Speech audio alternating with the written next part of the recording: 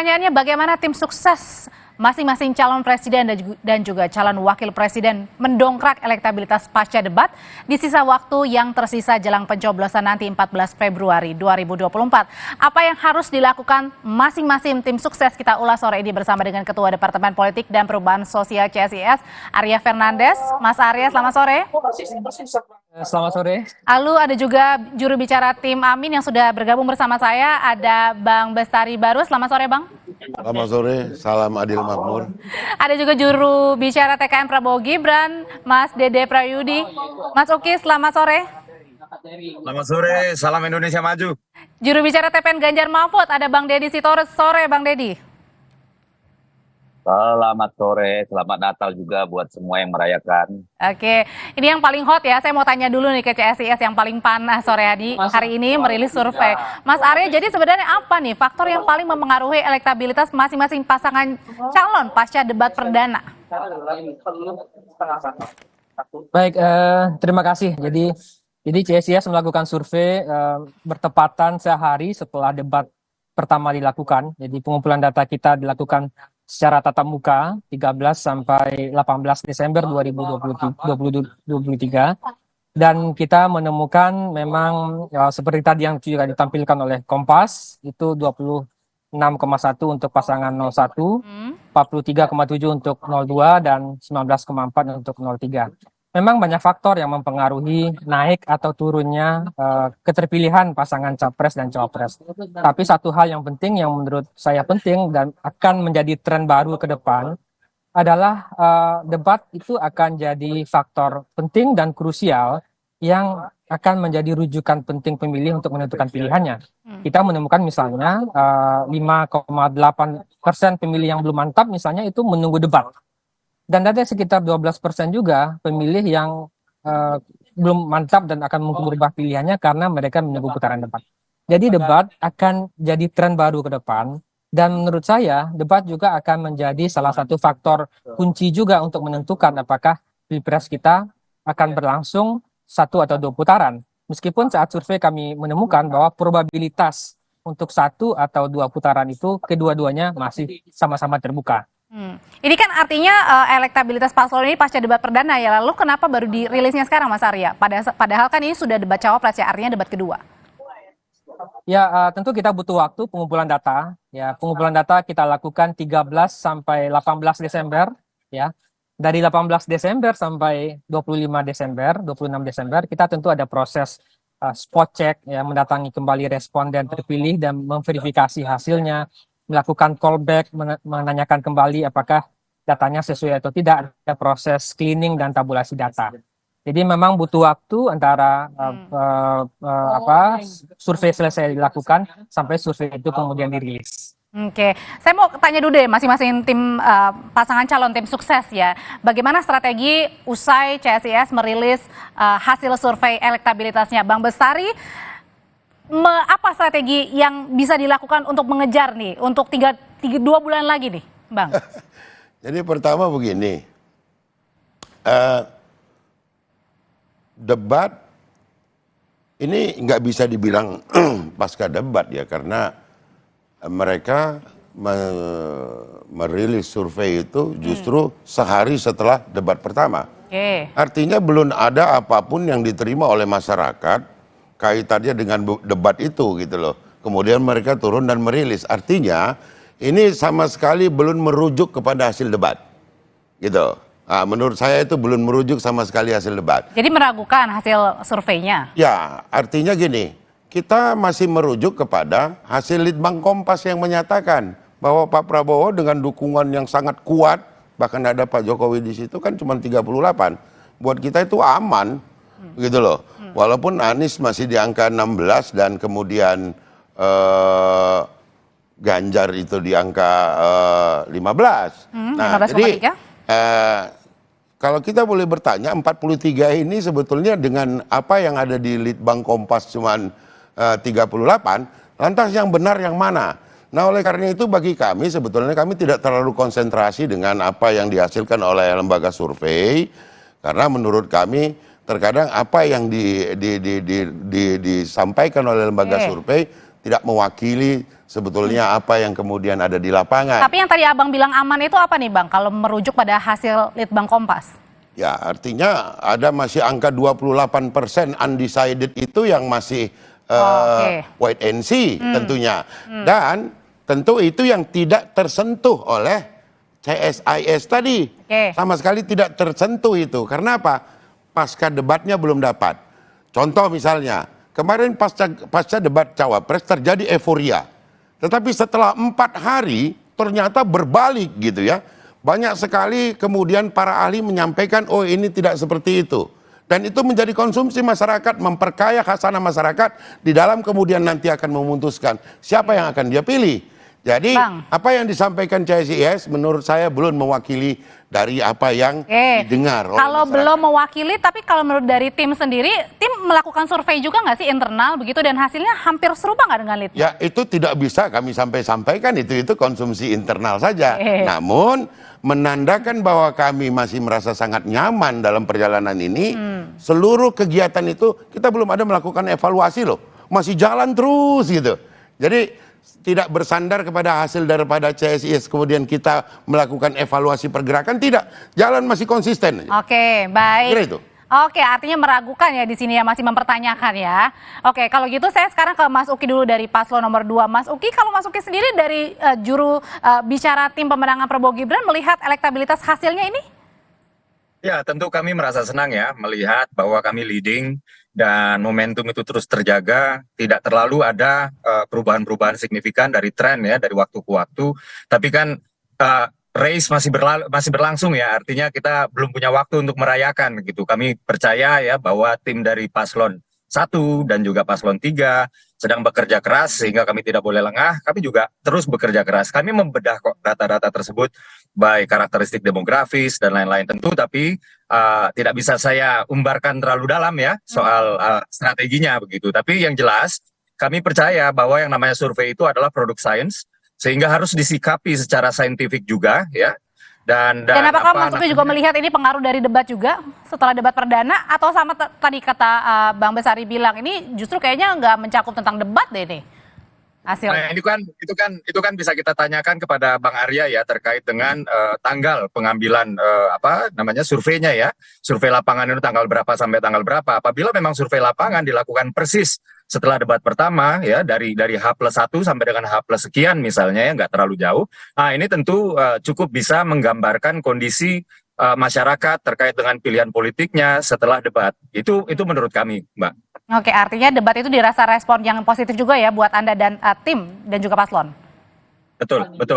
Oke, kalau dari Bang Deddy melihat dari hasil elektabilitas tadi, nomor 1 sudah menjawab, 2 gimana dengan 3? Ya, kalau soal survei ya silakan saja, saya kira ya semua kan bertanggung jawab dengan hasil yang disampaikan. Tapi kan kita memang paham situasi lapangan saat ini yang sangat jorok. Ini saya kira pemilu paling jorok sepanjang sejarah modern kita. Saat ini kami di PD Perjuangan menghadapi tekanan yang luar biasa dari aparat-aparat kekuasaan, instrumen-instrumen kekuasaan ya, yang bekerja keras di Jawa Tengah, di Bali, di Jawa Timur. Jadi dan sepanjang yang namanya survei tekanan seperti apa, Bang? Ya itu sesi lain lah. Kita kan bisa bahas survei. Semua orang tahu lah ya. Ada instrumen-instrumen kekuasaan yang melakukan tekanan-tekanan di lapangan, itu kan sangat terasa di 3 provinsi yang saya sebut tadi ditambah Sumatera Utara. Nah, jadi sepanjang itu terjadi ya silakan kami hargai hasil-hasil survei yang ada, silakan. Tetapi memang kami kan punya rujukan sendiri gitu ya. Dan kami juga punya yang namanya AI yang selalu kami pakai dari door to door yang dilakukan oleh semua caleg di 84 dapil gitu ya. Jadi tidak terlalu bergantung pada survei karena memang situasi lapangannya berbeda ya. Lalu kedua, kalau bicara tentang debat 2014, 2019 semua lembaga survei menyatakan debat ini signifikan, tidak signifikan mempengaruhi pemilih. Dan semua studi-studi di negara maju termasuk Amerika tahun 2002 sampai 2012 itu menyatakan. Tapi Bang Deddy sebenarnya dari survei internal sendiri gimana sih, Bang? Bentar dulu saya jelasin dulu dong. Jadi hampir semua survei termasuk di negara modern seperti Amerika Serikat bahwa mengatakan ya silakan di Google saja itu tidak ada pengaruh signifikan bagi pemilih karena debat gitu ya. Kita tahu debat di sana sangat liberal, tidak seperti debat kita di sini yang yang bisa diatur-atur atau katakanlah tidak memberi efek pendalaman yang cukup memadai gitu ya. Tetapi bisa saja berbeda karena memang mayoritas sekarang pemilih itu ada pada usia-usia muda. Dan kemarin memang aksi teatrikalnya Gibran itu terlepas dari semua masalah etika, debat dan sebagainya itu ya orang terkejut ya, banyak yang terkejut, oh ternyata ini anak bisa ngomong, nggak ngomong saja gitu ya. Jadi kan maksudnya dalam debat cawapres ya? Ya dalam debat cawapres gitu. Tetapi kan saya nggak tahu surveinya Bang Arya ini apakah memang pengaruh debat itu sedemikian signifikan gitu ya. Kalau saya sih harusnya kita melakukan survei yang mendalam. Gitu ya. Tapi kalau dari internal jadi sendiri tidak Bang? sambil lalu. Dari internal sendiri? Karena kalau untuk mengatakan ini menjadi teori baru lahir gitu ya hanya dengan pertanyaan 1-2 pertanyaan di dalam survei gitu ya, tidak fokus gitu ya, apalagi tidak dilanjutkan dengan FGD, sangat sulit lah mengatakan itu signifikan. Jadi artinya meragukan juga ya sama kayak paslon 1 ya? Iya, kalau memberikan informasi ya mungkin saja. Tapi kan kalau menurut saya harus diadakan satu survei khusus dan FGD yang mendalam untuk melihat ya dari segi spektrum gitu ya, apakah benar itu memberikan manfaat gitu. Tapi dari survei internal sendiri Bang? Survei internal kita punya sendiri lah, nggak usah kita kasih tahu. Tapi sama kayak paslon 1 ya, sama-sama meragukan ya, dari 3 dan 1 dan 2 ini sudah ibaratnya tadi ya tidak ini pemilu paling kacau kan. Kalau kita buka-buka kan bahaya ini. Kalau Buki mah enak, duduk aja dia, ada yang pasangin baliho gitu loh. Kalau kita kan beda, baliho kita hilang gitu kan. Nah jadi ini pemilu yang aneh kalau menurut kita. Tahan dulu sampai situ Bang. Surveinya CSIS ini menangkap fenomena itu di lapangan ya. Karena itu sangat terasa di provinsi-provinsi besar gitu ya. Nah ini harusnya juga menjadi pertanyaan nih bagi CSIS. Langsung saya tanyain ya, kita tanyain aja Bang ya. Untuk diklirkan, Mas Arya ini ada yang aneh katanya, ada yang mempertanyakan hasil elektabilitasnya, Mas Arya. Gini ya, saya mau meluruskan ini kayaknya ada kesalahpahaman gitu ya. Yang ingin kita sampaikan itu adalah bukan kita ingin mengatakan apakah debat punya pengaruh pada elektabilitas atau tidak. Yang ingin kita sampaikan adalah debat itu pada satu titik punya efek yang krusial untuk menentukan pilihan seseorang. Yang kedua, debat itu dalam kondisi yang strategis, dia juga akan mempengaruhi apakah pilpresnya akan berlangsung 1 atau 2 putaran. Memang studi-studi terutama di Amerika itu memang menunjukkan faktor debat kecil. Tapi studi terbaru, Bang Deddy, di Amerika Latin yang kondisinya secara politik itu mirip sama kita, party ID-nya lemah gitu ya, kelembagaan politiknya juga lemah, itu debat itu punya pengaruh. Beda dengan Amerika yang memang sudah baik gitu ya. Nah yang kedua, saya ingin juga komentari Bang Baris, Bang Bestari. Survei kita lakukan 13-18. Debat itu dilakukan 12 Desember. Kalau survei setelah debat itu kan artinya memotret kondisi terkini pasca debat. Nah, jadi kita ingin menunjukkan satu tren baru di politik kita, dan ini ke depan juga, bahwa to some extent debat akan berpengaruh. Debat akan penting, ya. Debat akan penting untuk menjadi salah satu referensi publik dalam memilih. Referensinya banyak. Jadi ada 2 ya Mas Arya tadi penekanannya bahwa debat itu berpengaruh, dan kedua tadi apakah dilihat 1 putaran atau 2 putaran gitu ya Mas ya? Nah untuk 1-2 putaran kita menemukan bahwa kondisinya sama-sama terbuka. Jadi pasangan calon misalnya yang sekarang dianggap misalnya underdog dan segala macam rendah, itu keduanya masih punya kesempatan yang sama, masih ada harapan, masih ada waktu untuk misalnya bisa membuat pilpres terjadi dalam 2 putaran. Jadi kita ingin mengatakan di rilis tadi bahwa 1 atau 2 putaran, kedua kemungkinannya sama-sama besar, sama-sama sama gitu. Oh imbang ya kalau gitu ya, Bang Bestari. Ya. Ini belum tentu 1 putaran, bisa 2 karena imbang nih. Iya, makanya saya katakan tadi, saya juga agak heran gini. Saya nggak ngerti apa pembanding yang dipakai oleh CSIS di dalam kemudian menetapkan bahwa angka perolehan hasil surveinya itu kalau dibilang melonjak juga enggak, karena kita juga tidak diberikan pembanding sebelum debat itu dilaksanakan berapa rilis dari CSIS gitu. Jadi ini kan survei dadakan kalau menurut saya begitu. Tapi kita hargai itu sebagai satu masukan. Namun kita sangat tidak terpengaruh soal itu. Ingin potong Bang Bestari nih. Bang Bestari ini banyak informasi yang salah yang disampaikan gitu ya. Bukan dadakan Bang Bestari. Kalau Bang Bestari baca rilis kita mempersiapkannya sudah sejak November. Ya, November. Rilis pertamanya harusnya sandingkan. Harusnya CSIS secara bertanggung jawab menyandingkan rilis pertama sebelum rilis yang tanggal berapa nih? Tanggal yang dilakukan yang terakhir ini, sehingga kita dapat pembanding. Kalau ini kan masyarakat, tidak memberikan masyarakat pembanding apapun gitu. Padahal apa yang sampaikan adalah konsumsi masyarakat. Itu saja. Walaupun apa hasil yang sampaikan sebetulnya tidak mempengaruhi kami, tapi pada hari ini kita di sini hanya menyampaikan bahwa hasil debat itu belum tuntas. Karena apa? 4 hari setelah debat cawapres itu tidak diukur oleh CSIS. Ini sekedar masukan supaya punya firma itu jauh lebih baik lagi ke depan. Oke, Mas Arya.